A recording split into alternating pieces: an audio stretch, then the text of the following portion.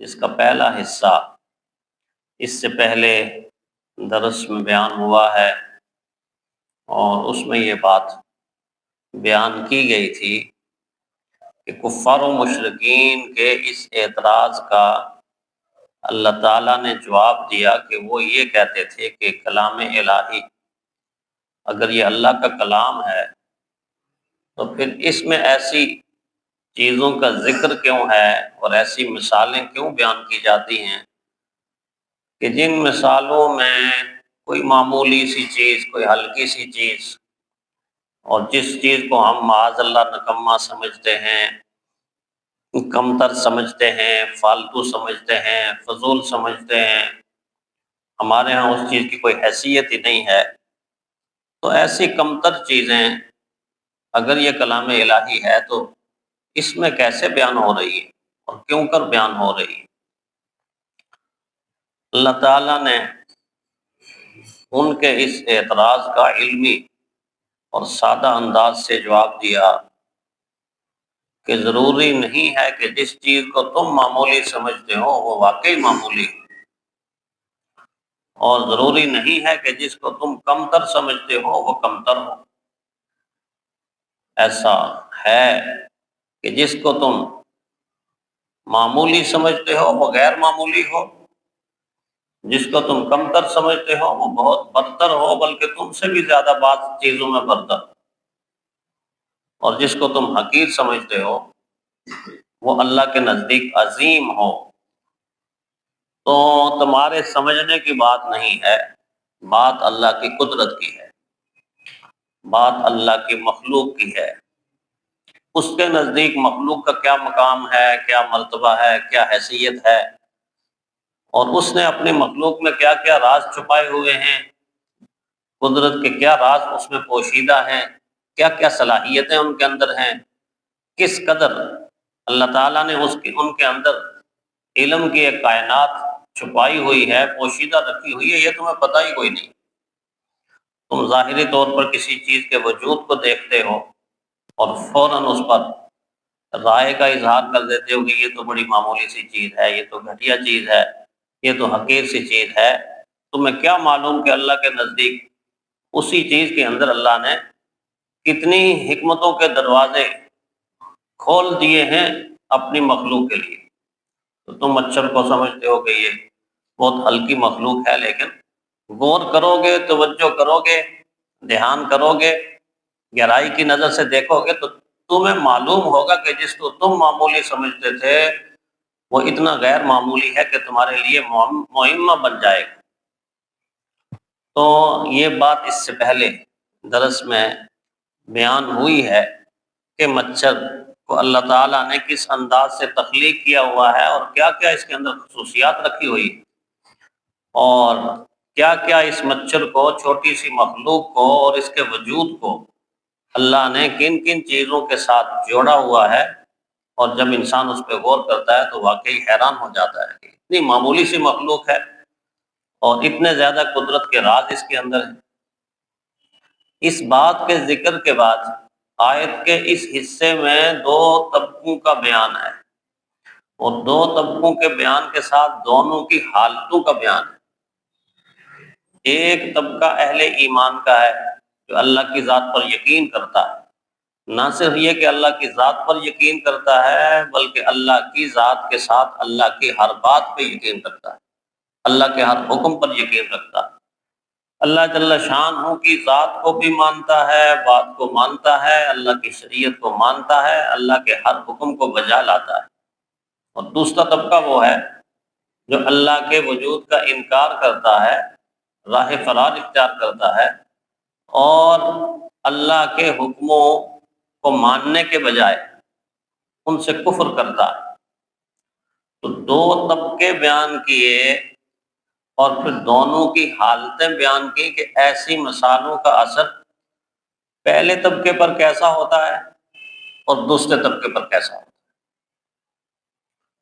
مثال کے ساتھ بات سمجھانے میں بہت ساری حکمتیں ہیں،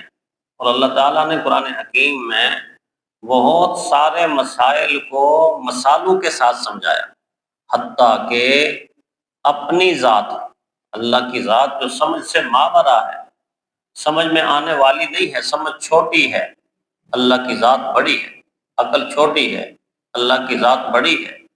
انسان اللہ کی ذات کو پورے طور پر سمجھنے کی صلاحیت نہیں رکھتا، لیکن اس کے باوجود جب اللہ تعالیٰ نے اپنا تعارف پیش کیا تو قرآن حکیم میں ایک جگہ اپنی ذات کی مثال دے کر سمجھایا۔ اللہ نور السماوات والارض، اللہ کا نور ہے زمینوں میں آسمانوں میں، مثل النور ہی کا مشکات ہے۔ یہاں سے آگے اللہ تعالیٰ ایک خوبصورت مثال کے ساتھ اپنی ذات کو سمجھا رہے ہیں، اور سمجھانے کا مقصد یہ ہے کہ جتنی تمہاری عقل ہے اور جو چیزیں تم نے دیکھی ہیں، ان دیکھی ہوئی چیزوں کے ساتھ مجھے پہچان لو، میری معرفت حاصل کر لو۔ تم مجھے اس طرح سے نہیں جان سکتے کہ جس طرح اللہ کی ذات ہے، لیکن اپنی ذات کو بھی مثال کے ساتھ سمجھایا، اور مثال کے ساتھ بات کو بیان کرنے کا ایک مقصد یہ ہوتا ہے کہ انسان کی عقل اور سوچ متوجہ ہو جاتی ہے، کیونکہ مثال چیزوں کی دی جاتی ہے، اور چیزیں انسان کی دیکھی ہوئی چیزیں ہوتی ہیں، نظروں کے سامنے والی چیزیں ہوتی ہیں۔ تو جب کسی چیز کو بیان کیا جاتا ہے، جیسے جانور کی مثال دی، مکڑی کی مثال دی، مچھر کی مثال دی، اس طرح جب مثال سامنے آتی ہے تو انسان کا ذہن چیز کی طرف جاتا ہے، پھر چیز پر غور کرتا ہے تو قدرت کے نظارے نظر آتے ہیں، اللہ کی قدرت نظر آتی ہے۔ پھر مثال کو بیان کرنے کے مقاصد میں سے اور حکمتوں میں سے ایک حکمت یہ بھی ہے کہ مشکل مسئلہ انسان کے لیے آسان ہو جاتا ہے۔ مشکل مسائل کو اگر مثال کے ذریعے کسی کو سمجھایا جائے تو وہ مشکل مسئلہ اس کے لیے بہت آسان ہو جاتا ہے۔ پھر مثال اگر ایک انسان کو دی جائے اور وہ غور کر لے اور اس کے دل میں کمی نہ ہو، کجی نہ ہو، ٹیڑھ نہ ہو، نیت بری نہ ہو، تو حق کھل کے اس کے سامنے آ جاتا ہے، سچ کھل کے اس کے سامنے آ جاتا ہے۔ یعنی چیزوں کی حقیقت اور بات کا معاملے کا جتنا گویا کہ سچ پر مبنی حصہ ہے وہ سامنے آ جاتا ہے۔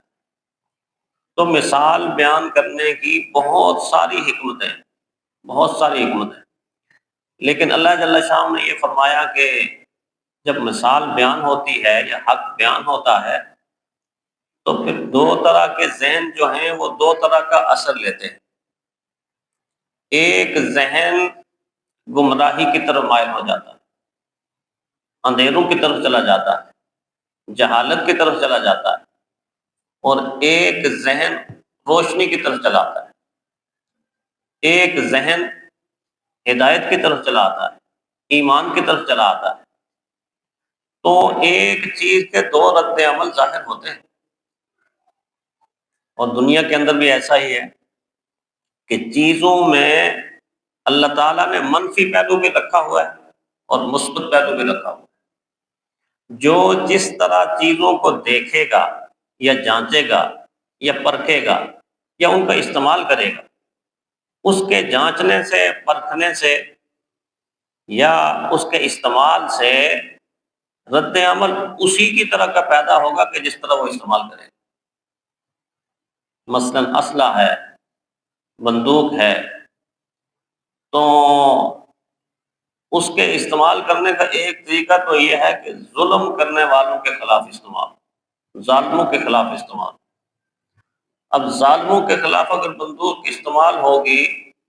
تو اس کو جہاد کہیں، اور وہی بندوق اگر معصوموں کے خلاف اور بے گناہ انسانوں کے خلاف استعمال ہوگی تو اس کو ظلم کہیں۔ بظاہر استعمال ہو رہی ہے بندوق، اور اس کے استعمال میں جو لوگ مر رہے ہیں وہ بھی ایک ہی طرح کے نظر آ رہے ہیں، لیکن ایک طرح جو مر رہے ہیں وہ ظلم کے دائی ہیں، ظلم کرنے والے ہیں، ظلم سے نجات ہو رہی ہے معاشرے میں، اور دوسری طرف جو مر رہے ہیں وہ بے گناہ لوگ۔ تو ایک ہی چیز کے دو رد عمل ظاہر ہو رہے ہیں۔ بالکل اسی طرح قرآن حکیم جب مثالیں بیان کرتا ہے تو مثالوں سے دو رد عمل ظاہر ہوتے ہیں۔ ایک طرف سے انہی مثالوں سے لوگ گمراہی کی طرف چلے جاتے ہیں، اور دوسری طرف انہی مثالوں سے لوگ ہدایت کی طرف آ جاتے ہیں۔ دونوں جملے قرآن حکیم نے استعمال کیے، یضل بہ کثیرا و یہدی بہ کثیرا۔ اس سے پہلے یہ بتا دیا کہ جو لوگ ایمان والے ہیں فیعلمون انہ الحق من ربہم، ان کو یقین ہے، وہ جانتے ہیں کہ یہ جو مثالیں بیان ہو رہی ہیں یا یہ جو قرآن کی باتیں بیان ہو رہی ہیں، یہ ان کے پروردگار کی طرف سے حق ہے، سچ ہے، ٹھیک ہے، اور یہی ٹھیک ہے۔ لیکن فرمایا وَأَمَّا الَّذِينَ كَفَرُوا فَيَقُولُونَ مَاذَا أَرَادَ اللَّهُ بِهَذَا مَثَلًا، جن لوگوں کے دلوں میں کفر گھسا ہوا ہے، وہ لوگ پھر طرح طرح کی باتیں کر کے یہ کہتے ہیں ماذا اراد اللہ بہذا مثلا، ایسی مثالیں بیان کرنے کا اللہ کا کیا مقصد ہے، ہماری تو سمجھ میں بات آ نہیں رہی۔ اللہ کہتے ہیں یضل بہ کثیرا و یہدی بہ کثیرا، بہت سارے لوگ انہی مثالوں کے ذریعے سے اور قرآن حکیم کے ذریعے سے گمراہی کی طرف چلے جاتے ہیں، اور بہت سارے لوگ انہی مثالوں کی طرف سے ہدایت کی طرف آتے ہیں، ہدایت کی طرف آ جاتے ہیں۔ اصل میں قرآن حکیم ایک آئینے کی طرح، آئینہ شیشے کی طرح، آئینے میں وہی کچھ نظر آئے گا کہ جو کچھ حقیقت ہوتی ہے۔ اگر ایک انسان کے چہرے کے اوپر چھالے ہیں، پھوڑے ہیں، پھنسیاں ہیں، چہرے کے اوپر کوئی اس طرح کی چیزیں ہیں، تو وہ آئینے کے سامنے جا کے کھڑا ہوگا تو آئینہ اس کو دکھا دے گا کہ آپ کے چہرے میں یہ چیز ہے، اور ایک انسان کا چہرہ بالکل صاف ہے، اس میں کوئی ایسا مسئلہ نہیں ہے، تو آئینہ اس کو دکھائے گا تیرا چہرہ صاف۔ اس میں قصور آئینے کا نہیں ہے، مسئلہ یہ ہے کہ جس چہرے کے اوپر سیاہی ہے، داغ ہے، دھبا ہے، چھالے ہیں، پھنسیاں ہیں، پھوڑے ہیں، یا کوئی اور مسئلہ ہے، تو وہ چہرے کا مسئلہ ہے، آئینے کا مسئلہ نہیں۔